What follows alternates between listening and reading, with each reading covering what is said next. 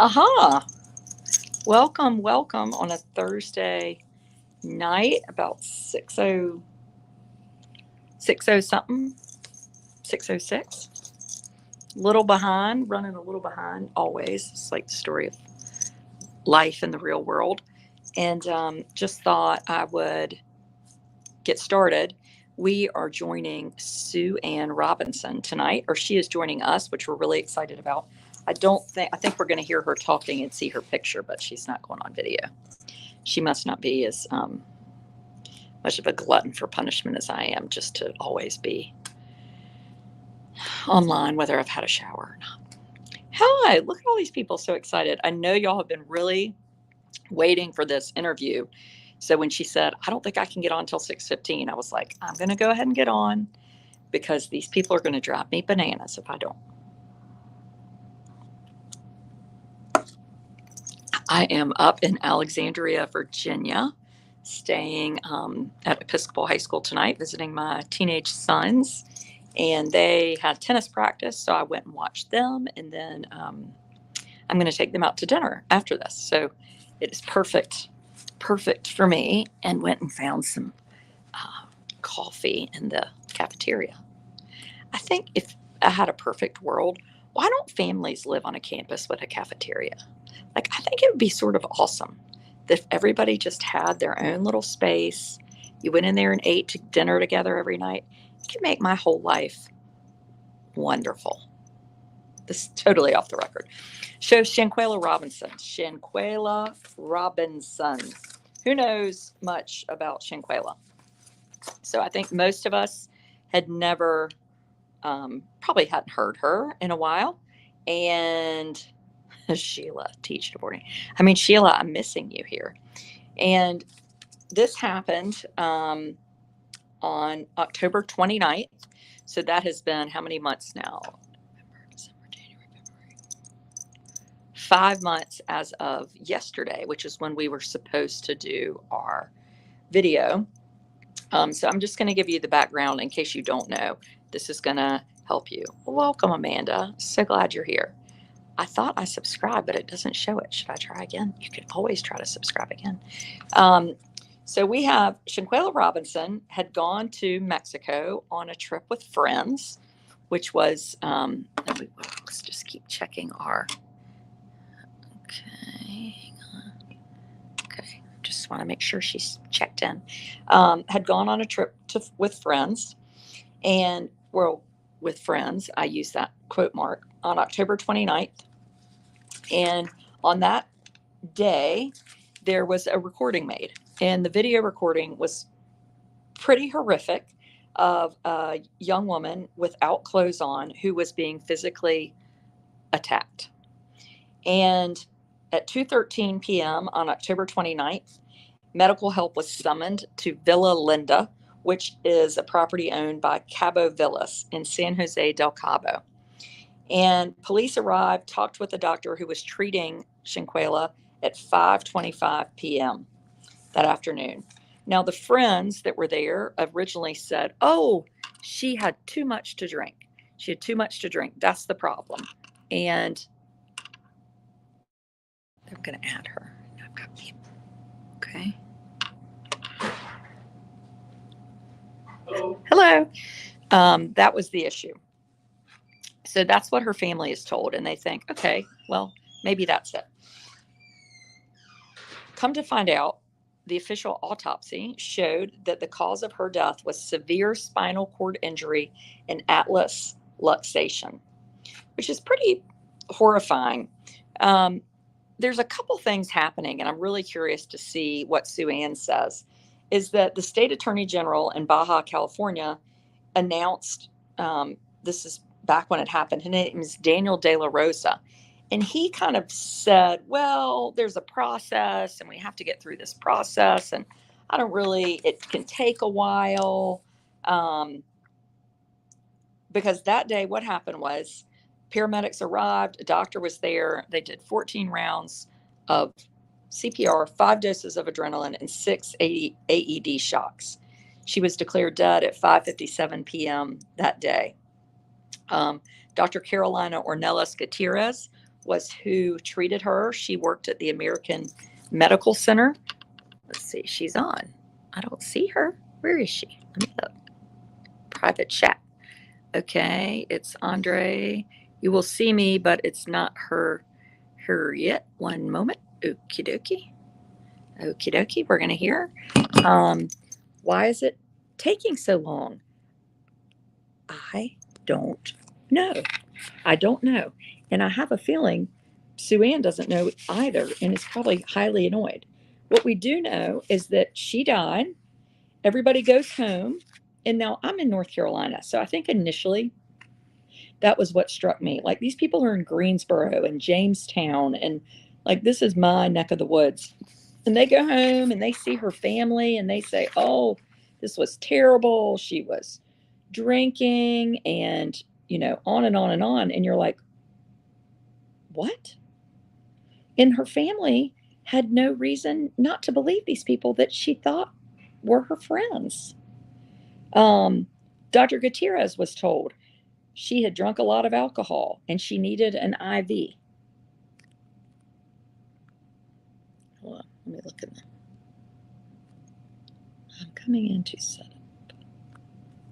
Sorry. But this is good. It gives everybody a chance to get on. She just thought she was drunk. And she wasn't. Now, the video comes out. We hear the autopsy, which the death certificate says she died within 15 minutes of being injured, but the police report showed that the doctor was there for 3 hours. 3 hours. Now, this is interesting. When I first wrote about this, this was the statement that was given out.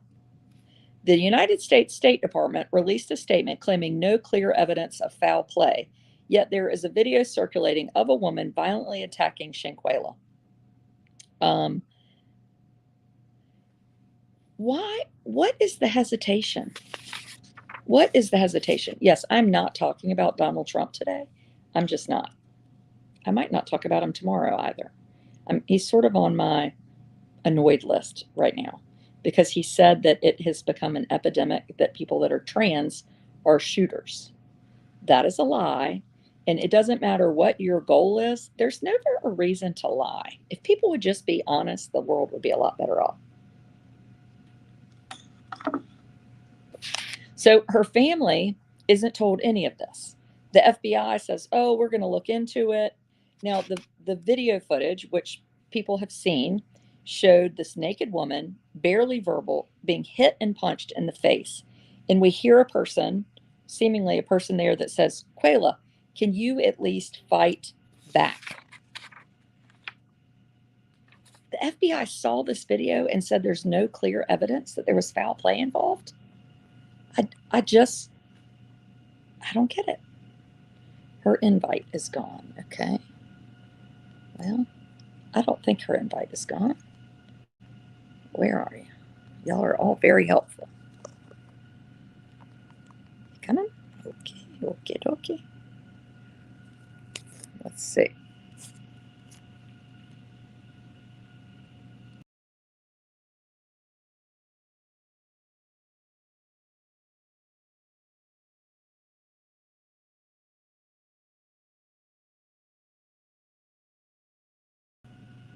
Ah, I'm back.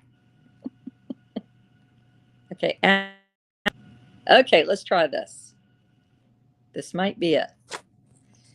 I think we have Sue Ann on, who is at Not Just a Lawyer, and super excited that you're here tonight, Sue Ann, because clearly I don't know enough and want to know more. I'm hoping you're going to be able to hear me, or that I'm going to be able to hear you. I'm here. I'm just trying to get it set up. Okay. Can you hear me well? I sure can. Okay. And thank you for being here, especially on a Thursday night. I hope you're feeling better. Yeah, I'm getting there.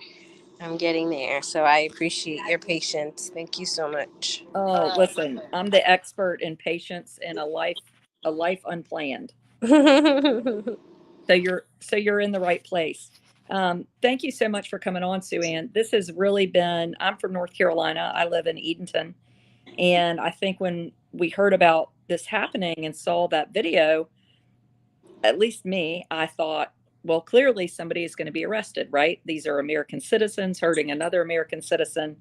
We know that there's legal precedent for them to be arrested. And 5 months later, no one has been arrested. Please talk to us. Right. I think that the issue is it's just not being prioritized, and that's why we've had to have press conferences and send letters, and if we get to the 200th day, we're going to have a rally. But the idea, behind sending the administration and the Secretary of State Antony Blinken a letter is to close the gap on the administration's ability to say, oh, we didn't know about the case, this is some sort of internet hoax, etc. Right, right, right, So we included, attached to the letter, some of the documents from the actual Mexican investigation, including the autopsy and some witness statements, just to, obviously our goal is to not compromise any ongoing investigation. But there is a high level of diplomatic intervention that's required. And in order to get a high level of diplomatic intervention, unfortunately, um, we have to beg, we have to demand. And so that's why I appreciate you, and all allies who are using their platform to keep this story at top of mind. So, what can we do?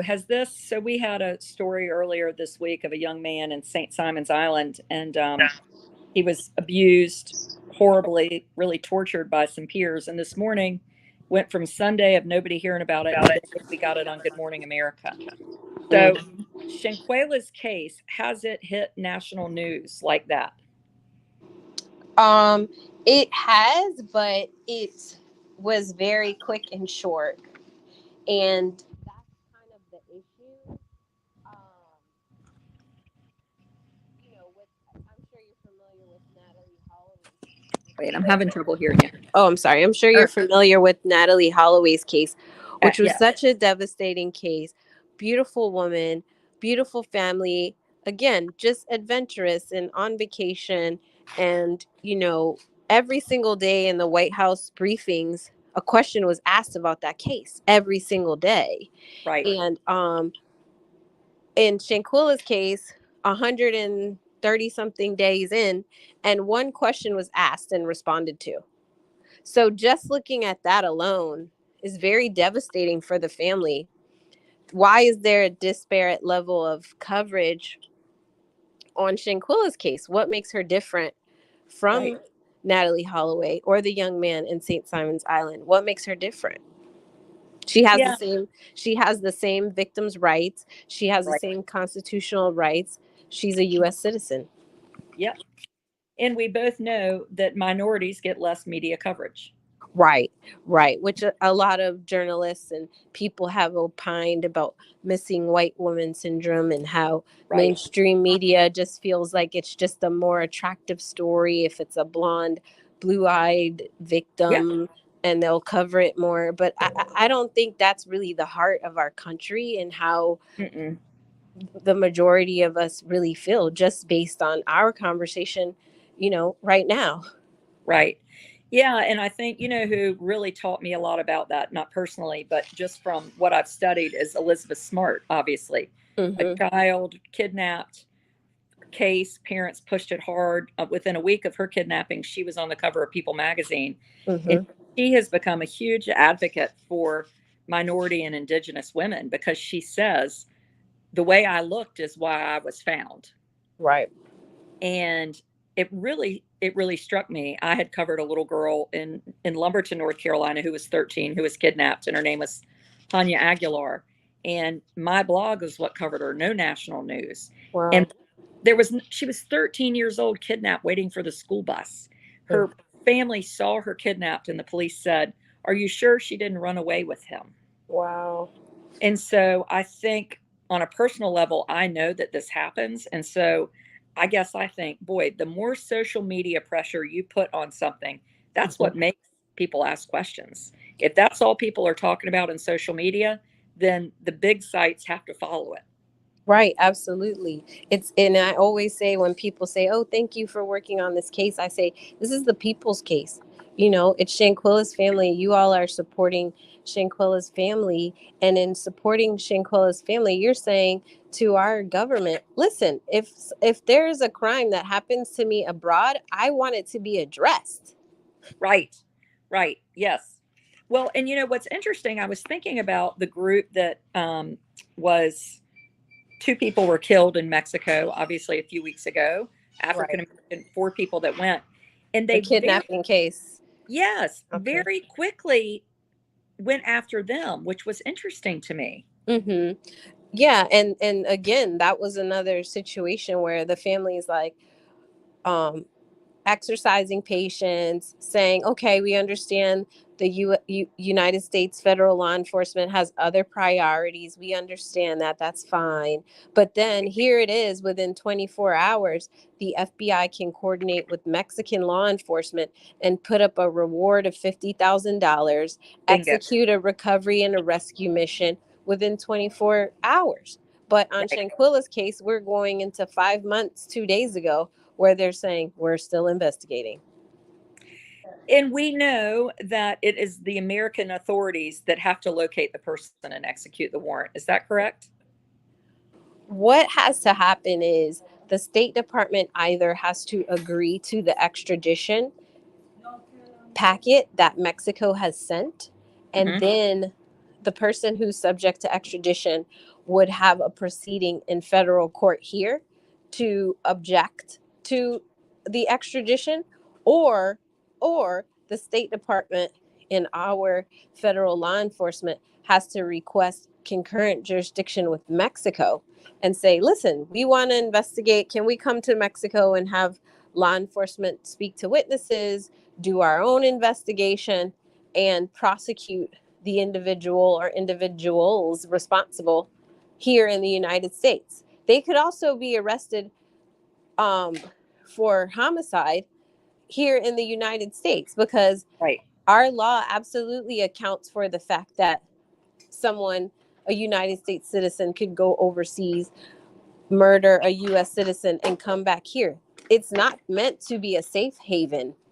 Right. You want to kill somebody, take them to a foreign country.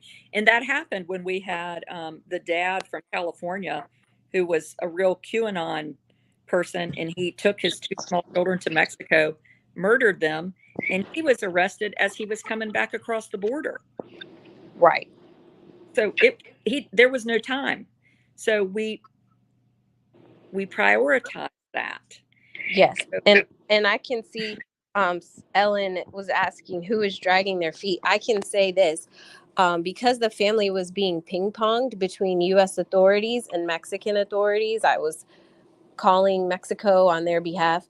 Um, I the family authorized me to go on a fact-finding mission to Mexico, to Cabo, and I did. And as a result of that, I had the opportunity to speak with Mexican authorities, the Attorney General in Baja Sur directly, who looked me in the eyes and said, "This is a priority for us. This is not. This is a very unusual case. This is very serious for us."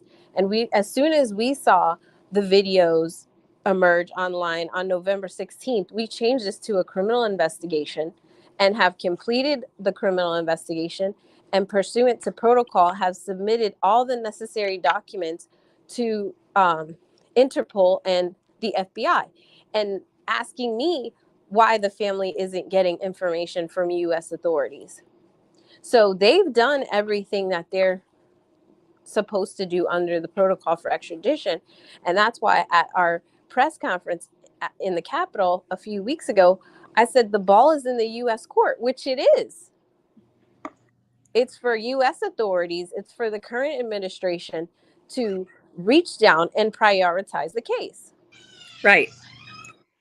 And have you reached out or spoken? Are the people being named that were involved or who the warrant was listed for? Yes, pursuant to the Mexican authorities' investigation, they have named one person as the aggressor.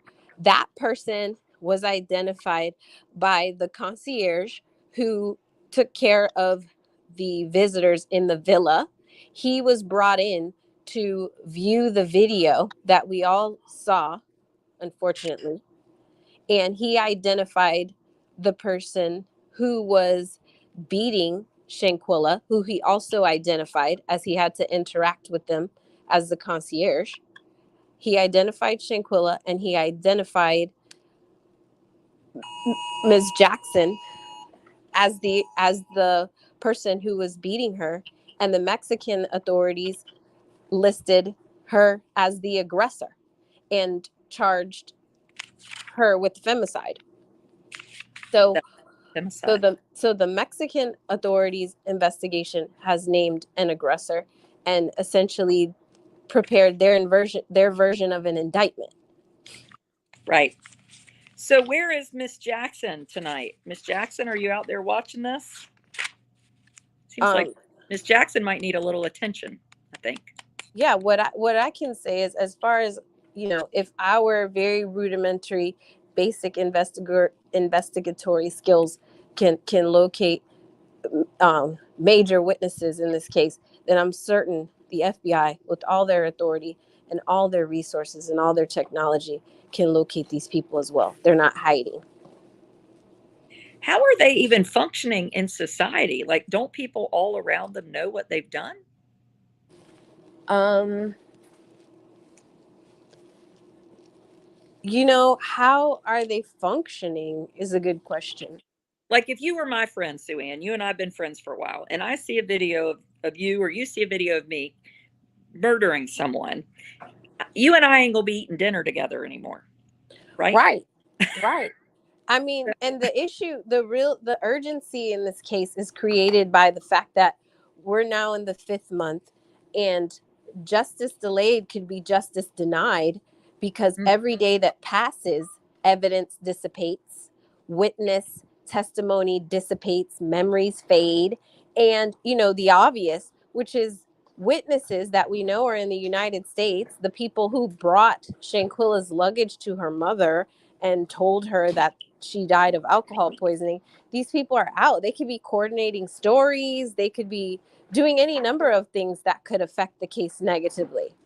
And Right. so that's why it's such an urgent matter, because we all know that the further in time we get away from this crime, the more likely it is for it to go cold and make it harder for these individuals to be prosecuted. And so that's why it should absolutely be prioritized. Yeah, and I can see. I love what you said about Mexico, because Mexico does not want to be known for a place where you can come and kill someone and then go on back home. Pardon?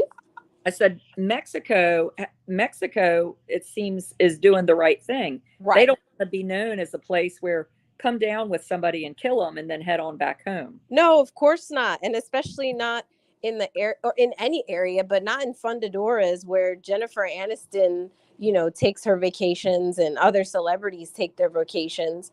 No Right. way. Absolutely not. And I'm not saying that, Jennifer Aniston deserves or has more constitutional rights. I'm saying they have a dog in the fight. They have a vested interest to prioritize the case, to make sure that the area is safe, because tourism is a main industry. So they're absolutely on top of it.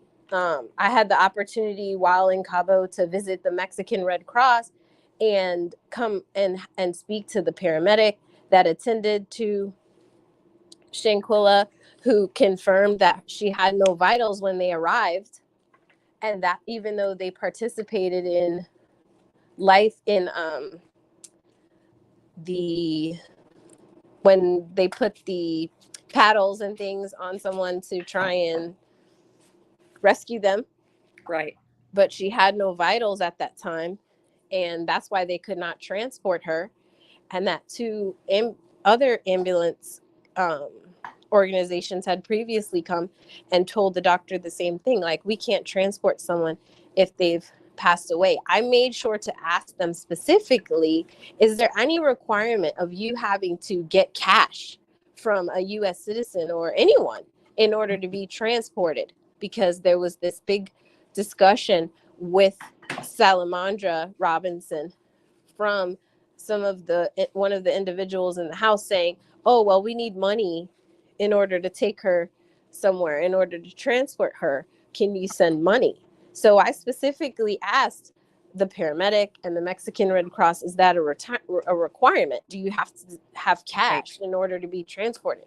And I was advised that, in this regard, Mexico's kind of similar to the United States in that they have private hospitals, they have private ambulance companies, but they also have public ones like the Mexican Red Cross that, are funded by donations that can transport you without you having to give any cash or pay up front, etc. And so that kind of revelation in the case makes me say, okay, they were aware that she could be transported without having to pay a fee, and she still was not transported until or never was transported. It became too late in her life cycle for her to be transported. Right. Right.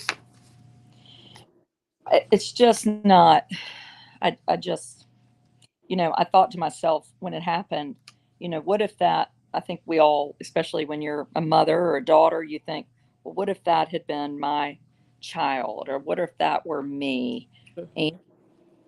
how crazy you would be going, you know? Absolutely. I Especially when they're telling her, and this is the thing, like miss Mrs. Robinson is such an amazing and dedicated mom. She's a beautiful lady, beautiful spirit, grieving and having to go through all this stuff and stand up for her daughter and fight for justice for her daughter at the same time. But she's getting calls from the travel mate saying she's not feeling well, she drank too much. That's a completely different conversation than, we beat your daughter, her right. neck is broken, and there's a doctor here trying to treat her. You know what I mean? If you get a call, and I have two daughters, if somebody calls me and is saying, hey, one of your daughters is overindulging, which they can't because they're too small, I'm Right. going to be like, figure it out, get her, take her to the hospital, do what needs to be done. So it's a different thing when Salamandra's sitting in her living room on November 16th and finding out with all of us, no, your daughter was actually attacked and savagely beaten while people stood around and laughed while she was naked. And you have to see that image Right. and find out for the first time, oh, the people who came inside of my home and offered me condolences and brought my daughter's effects are liars and killers, possibly. Yeah. And if they're going to do that to her, who else would they do it to? I mean, let's be honest. Like I think if somebody is doing that, what what would you say, what do we need to do? What could I do tomorrow that would be helpful? We need to continue calling the State Department and telling them they need to prioritize this case. We're demanding a high level of diplomatic intervention. The chair of international affairs um, also needs to be involved. The Department of Justice. The issue right now is there is a bubble, and this is really, as I was stating earlier, this is a people's movement. The people have really been the ones who have moved the case for the family, because as you pointed out initially, there was no national coverage of the case at all, and it wanes. And so in order to keep the pressure, power concedes nothing without demand, which is what my law partner always says, and it's true. And that's why the work of the people in keeping that pressure on the State Department, Department of Justice, as well as the chair of the International Affairs Committee, which is Menendez, all that pressure has to be exerted by as many people as possible, saying, we demand that you prioritize Shanquella Robinson's case. We demand that there's a high level of diplomatic intervention. We're demanding that her case be prioritized. And that every day that passes, the case gets colder and colder.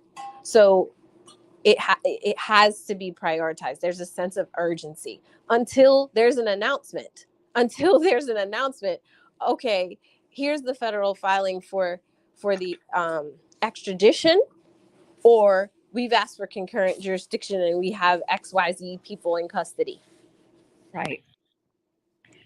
It almost seems like we need like Barack Obama or somebody to say she matters, because I was thinking about him, like if this had been one of his daughters, Mm-hmm.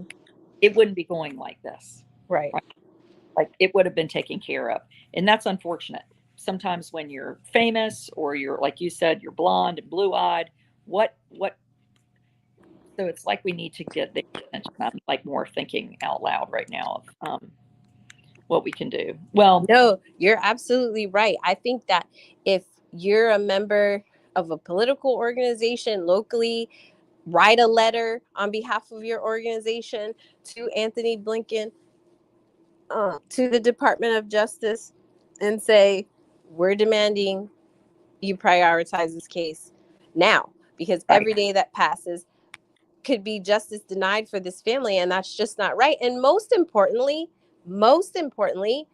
for me, this case is about Shanquella Robinson and her family. But for all of everyone, this case is about saying we are not going to accept the U.S. government permitting a transnational crime to be committed, and for the people involved to use the United States and their United States citizenship as a safe haven to commit crimes. That's really what right. this is about. It absolutely is about the adventurous, beautiful, brilliant girl that Shanquella was, that she lost her life savagely in a way that no one should have to spend their last moments. But at the very, very tail end of that, this affects all of us who go on Right. vacation, which is everyone. It could be any one of us that are affected like this. And so that's why there's so much urgency. And do we know, before I let you go, does her family have any idea? Like, did they know these people? Were these like what, why would they have done this?